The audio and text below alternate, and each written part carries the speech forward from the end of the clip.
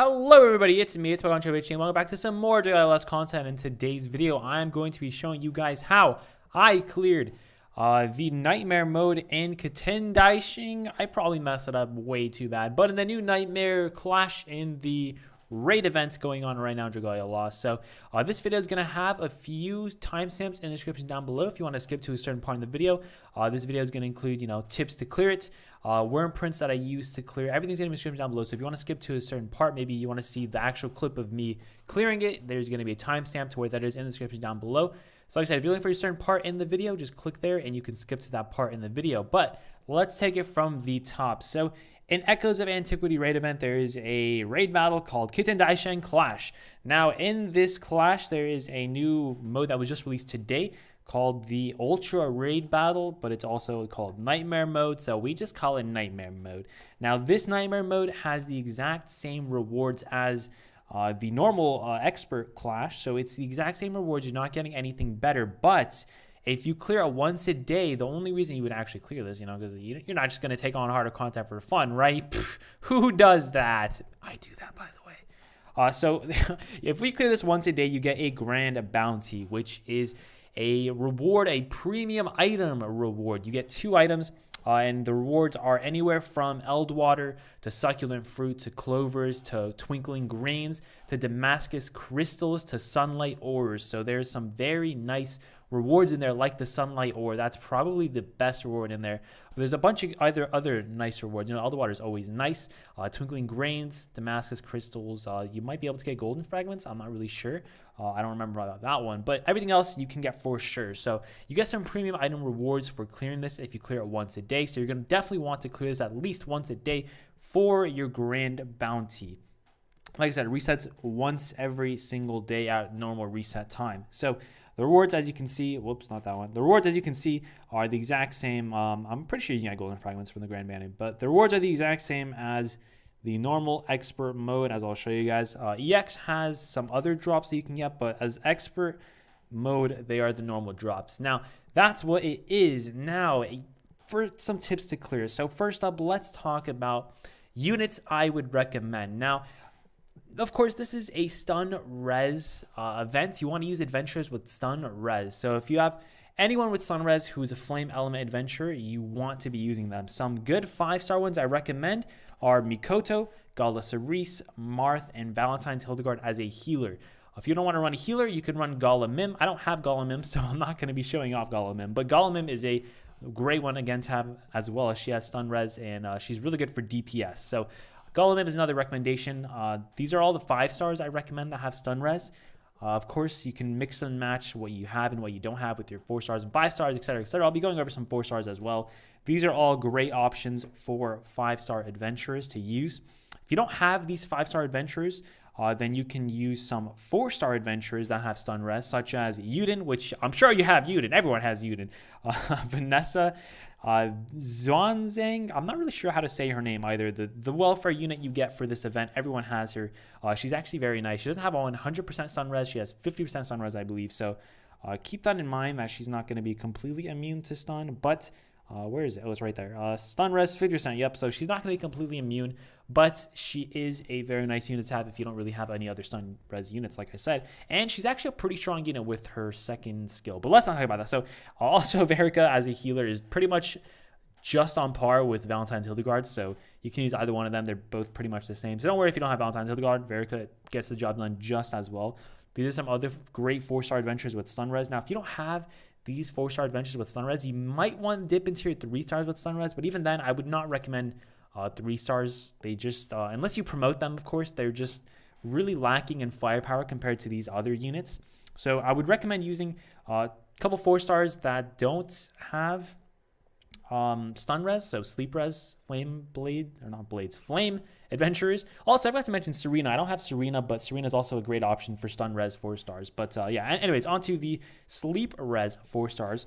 Carl and Sanoa, they're basically used for buff bots. Now, if you're using them, of course, you just want them to stay alive, really. So you're probably going to want to put a HP Flame Dragon on them, like Phoenix, or split one like Hilda. So just keep them alive, because they're really not going to be there to deal too much DPS. You're going to want them there to stay alive and buff up your team with their skills, as Carl has a skill which buffs up the entire team's strength right here, Soul Ignition. And Sanoa has a different kind of buff as their first one. You know, it applies random buffs, but they're both buffs, so they both help your team out in different ways. They both offer different co-abilities, but of course, I'd rather you use Yuden than Carl, unless you have Carl invested into, you know, because Yuden is stun res. So, and he also has Dragon Claws, so just keep those things in mind. While Sanoa offers her, of course, skill damage co-ability. So these are the adventures I recommend that you use and that you take on the Nightmare Clash with. Now, with these adventures being noted, I want to talk about Wyrmprints. So a couple Wyrmprints I recommend. First up, if you're using a buff bot, you want to use something like Bellathorna. What Bellathorna does is it gives you extra buff time. You want to run one of these Bellathornas on your buffing units, and they give extra buff time to your team. Now, keep in mind, the buff may not be to your entire 16-man raid team, just to your team. It depends on what the wording is, where it says, you know, to the entire team, or if it says to the team, or whatever it may be, increase the entire team strength or the entire team. It may not be against your, you know, all 16 people team. So keep that in mind. Bellathorna is a great option for buff time. Again, I would not really recommend that on your main unit. If you're running something like Marth as your main DPS unit, you don't want to run buff time on him. You'd much rather run a attacking Wyrmprint on him instead of buff time. Now, other Wyrmprints that I really think every single team should be running in this Nightmare mode is Shapeshift Prep. Shapeshift Prep comes in a variety of Wyrmprints. There's 3 different Wyrmprints we'll offer them. The best one is King's Countenance. They all give Shapeshift 10% when max unbinded, so keep that in mind. The best one is King's Countenance, which you know, offers extra curse res, which doesn't matter, but has more stats, better stats than the other ones. Such as Dragon's Nest, which is a 3-star. So 4-star King's Countenance, 3-star Dragon's Nest, again, offered Shapeshift plus 10%. Or the 2-star print that is very easy to get, Dragon Arcanum, which also, again, offers Shapeshift Prep plus 10%. Now, between the 16 members on your team, you want to get this up to 100%. So keep that in mind. You want your Shapeshift Prep at 100% to get off as much damage as you can in Dragon form as possible. Now, talking about dragons, that's a nice segue. Wow, I didn't even plan that. So talking about dragons, you want to be running DPS dragons as well as 1 Phoenix on your team. Why do I say 1 Phoenix? Well, you really only need 1 person to be running a Phoenix out of your entire 4 people playing, because you want 1 person to transform into Phoenix about midway through the battle and use the Regeneration Flames skill, which heals everybody, all allies. Where it says all allies, that means all 16 people, heals all 16 people and keeps them alive. It's going to help keep everybody alive, which helps out tremendously in DPS, and it's definitely going to help you guys a lot. I actually use this in the clip where I clear the video, so you'll see it in action. Again, like I said, you only really need 1 person to transform into Phoenix and heal the team. It does help out a lot, though, like I said. So be sure to have 1 person do that if you're playing with your buddies or whatever. If you're playing in pub, you just do it just to take initiative and get it done. So that's the dragon you want to use. Now, for other dragons, you want to be using DPS dragons. I didn't put any of them on my units, but you want to use DPS dragons like Cerberus, Agni, Prometheus. If you don't have them, you can use a 4-star like Ifrit. So those are the strength dragons that I would recommend. If you don't have those, again, Hybrid Hilda would probably be the next best one. So there's a lot of strength dragons out there. If you have Pele from their very first event, that's another strength dragon you can use. So there's a couple strength dragons out there. You want to try getting your overall team's DPS strength, not DPS, strength to 6,000. Now, what do I mean by getting your overall team's DPS strength to 6,000? Well, I mean, this is the team that I used to clear, by the way. So what I mean by getting your team's strength to 6,000 is when you go like this and click on your team, you can see right here in the top right, you have HP and strength. You want to aim for the strength of all 4 of your units, only your 4 units, to be at 6,000 or above. As you can see with mine, they're way above 6,000 because I invested a lot into my flame units since I like them. But for you know, you just want to aim for 6,000. If you have over 6,000, you can definitely help people, like help carry some people or etc. Your flame team is probably already good since you have a high Midgard Stormer unit. Hopefully, you have a unit to take on high Midgard Stormer. So hopefully your strength is above 6,000. Now, that is going to be my tips for the team, Wyrmprints and Dragons. Now, like I said, this is the team that I use to clear it. It's a nice mix of DPS and a healer with Hildegard, with Phoenix is in there, and you know they're all flame weapons. A bunch of shapeshift prep in there. Like I said, for your main DPS unit, you want to be using 2 attacking Wyrmprints. You don't want to use shapeshift prep on your main attacking unit. For me, it was Marth, so I used 2 DPS prints on Marth. So that's the team you want to use, and my tips for that. Now let's hop into the video of the clear. So in the video of this clear, I'm going to be, of course, showing the strategy that I recommended you guys use. And at the very beginning, as soon as it starts, what you want to do as the host, you want to turn him to the side, so when he uses his Jingu Bang or Jingu Bong, whatever that is, it actually doesn't hit every single person on the team, and it goes to the side a little bit so you can keep some health alive. And you want to break it as soon as possible. You can dragon, you can not dragon, whatever you need to do. Again, if you're at 100% shapeshift, just dragon and destroy it. It's going to be very helpful if you can destroy it. Then you want to hit that weak point that is there. You do not want the attack to go off like we had it go off in this one.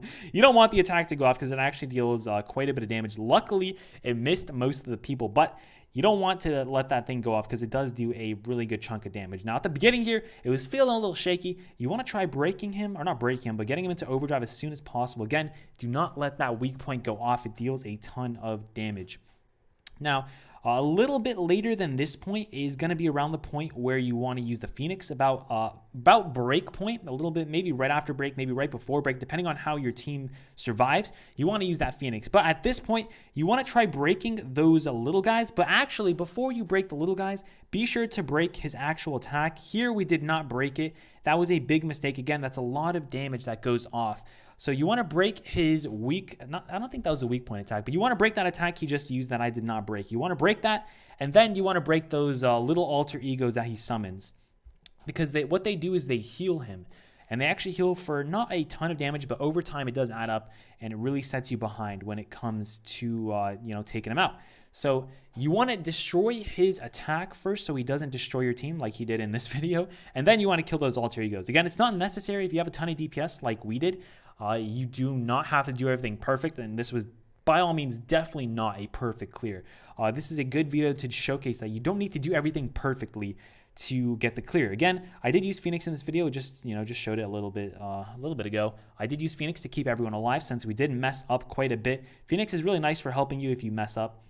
Again, these alter egos, you want to take them out as soon as possible, and then other than that, you just want to deal DPS and try taking them out. Hopefully, these tips helped you guys out. If you have any other tips for others in the comments down below, just leave them in the comments down below like I just said. So again, it's mainly a DPS check. There isn't too much to do in terms of strategy. You just need to not let him get his attacks off, like the weak point attacks off, and kill those alter egos. So those are all the tips I have for you. Good luck getting this clear. Again, any other tips will be either in the comments or in the description down below. Thank you guys so much for watching. If you enjoyed, leave a like and subscribe for some more content. Again, the giveaway is still going on. There's about 2 weeks left on the giveaway. First link description down below. And that's me. Thank you guys so much for watching. And until next time, take care.